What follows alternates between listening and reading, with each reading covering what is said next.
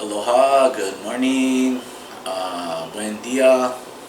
I've been asked to weigh in on some issues concerning geothermal development, the Aina, the culture, the idea of somehow what they're doing being in conflict with what people are describing as Pele worship, or indigenous spiritual practices around the Aina and the creation of new Aina through eruptions. And so I can only feel confident from my own personal experience in living through certain things. I don't want to get into a really big backstory, but I moved from Maui, Hana Maui area, to Kalapana, Kapa'ahu area in 1979. Man, there's so much I could say about that time. It was way different back then. We had a really strong marijuana-based economy in our islands, and we were able to take care of our families from that way of life, of agricultural, circular, economic way of life. And that was dismantled in the Reagan administration with the war on drugs. I watched Just Say No and the DARE programs enter my school, Pahoa School, at the same time. Things like black tar, heroin, crystal meth, and crack cocaine were showing up, not just in our community, but on campus as well. And, as far as geothermal goes, I didn't understand what was really going on. In the same sense that I didn't understand the RIMPAC military exercises when I was on Maui, the bombing of Ko'olawe. I didn't understand all those things. I thought it was fireworks or whatever. I didn't understand any of the political aspects or spiritual aspects. I just knew that my uncles and my aunties that I was being introduced to when I was introduced into that community, the Aloha Aina Protect Ko'olawe Maui Ohana back then. I just knew that my aunties and uncles were upset about that, and I loved them and I trusted their direction to just be on their side about things. And so fast forward to January 3rd, 1983, the eruption supposedly that was caused by Pele, that was the little fantasies that were being circulated, was according to different input, especially specific input from Palikapu Deadman, that they were drilling in that piece of land above Royal Gardens. The Campbell Estates had leased a considerable parcel of land situated above where Pu'uo'o vent now is. Pu'uo'o, not vent, excuse me, crater is at, and that it actually came up through their drill hole. And so for years of my life, I had been hearing different narratives about how Pele was punishing the Howleys for growing marijuana, and all these different spooky,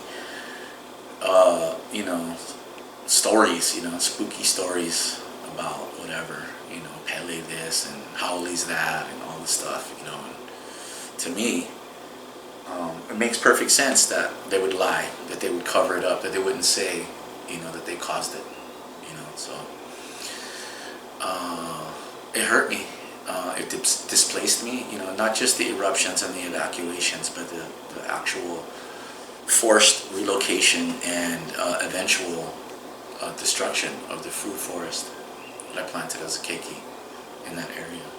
Even after the eruptions had cut off the Chain of Crater side and the Kalapana side, I would still hike out and come back with duffel bags of really good avocados from grafted trees that I planted as a kid, and also other stuff, and so having that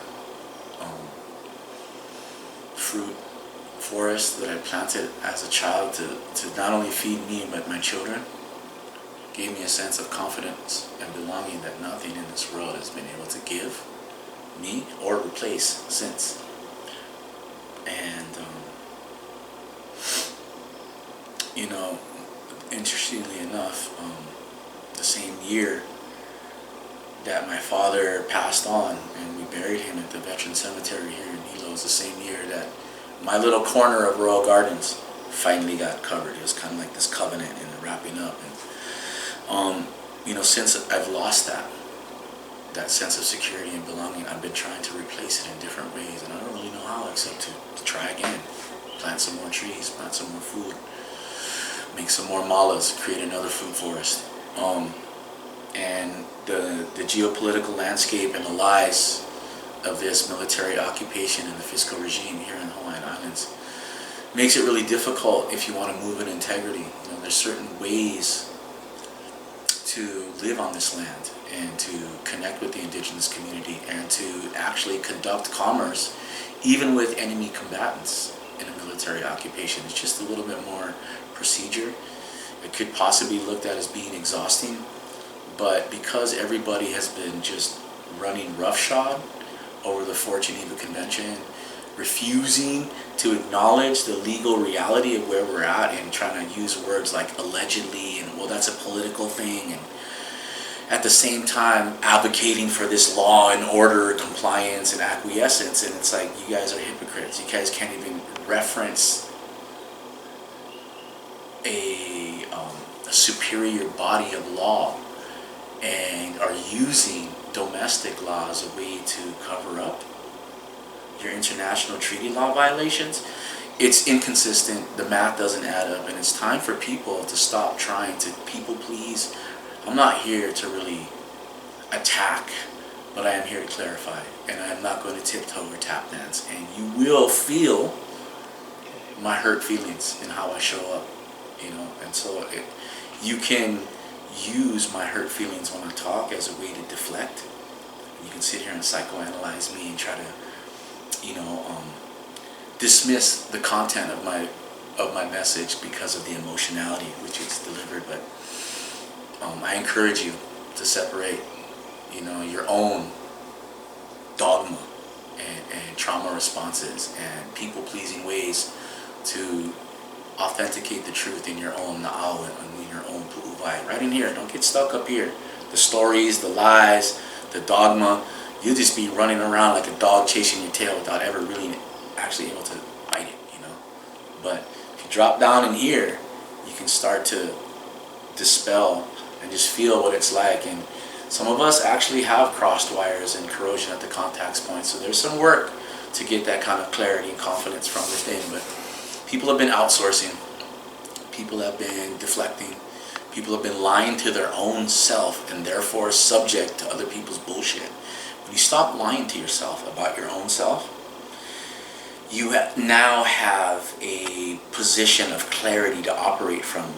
But that clarity is not something that's popular because so many people are operating in stories and lies and distortions that a clarification is a threat. And so I feel like Elijah, about the showdown with the Baal prophets, but I'm going to contextualize this. It's actually the priesthood of Eo against the priests of Pa'al. Okay?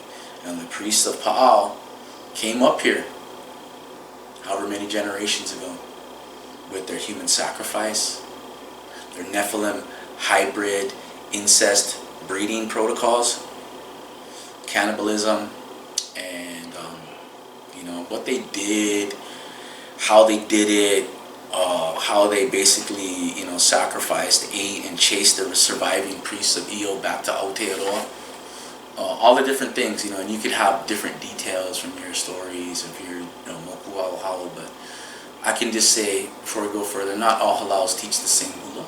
So your details of this mo'olelo may be a little different, but it doesn't change the fact Pa'au is Pa'au.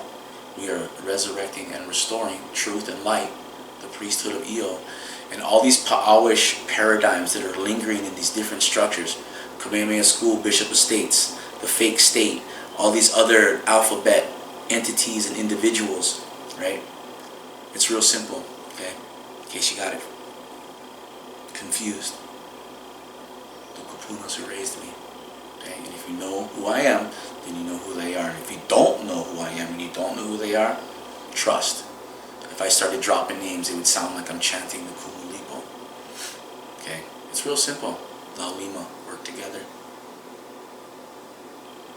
Malama Pono, everything comes from the Aina. All abundance, okay?